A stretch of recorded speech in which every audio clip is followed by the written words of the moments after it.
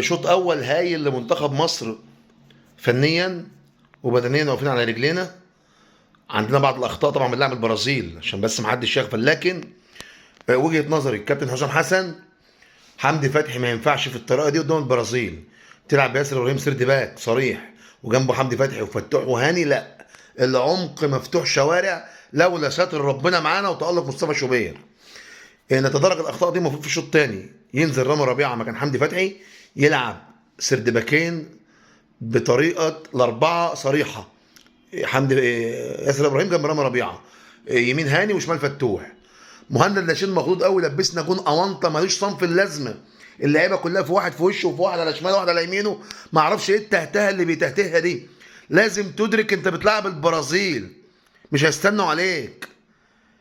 يعني انت ايه التهتهه دي؟ ما انت المفروض شايف حواليك وعارف انت فين. لمسه ولعب على طول في المنطقه دي، خلص نفسك، لبسنا جون اونطه.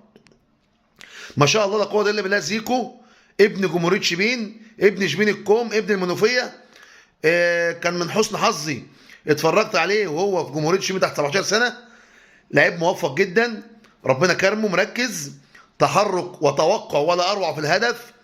انا الناس يقول لك ايه هيبقى زي جده بديل ذهبي، انا بقول انا شايفه زي مؤمن زكريا. وجهة نظري زيكو ده في كتير من مؤمن زكريا. لعيب ايجابي على المرمى جدا، موفق على المرمى جدا. ودي حته ايجابي وحته موفق دي تختلف. ايجابي بيروح على الجون، لكن التوفيق بقى هو عينه حلوه وبيركز وما بينخضش. النهارده لما يبقى لعيب تاني ماتش دولي انفراد بأليسون بيكر، ماتش مصر والبرازيل، احسن حارس في العالم ويحطها له كده، لا ده توفيق عالي من عند ربنا وتركيز عالي. ربنا وفقك يا زيكو. بس الشوط الثاني يختلف.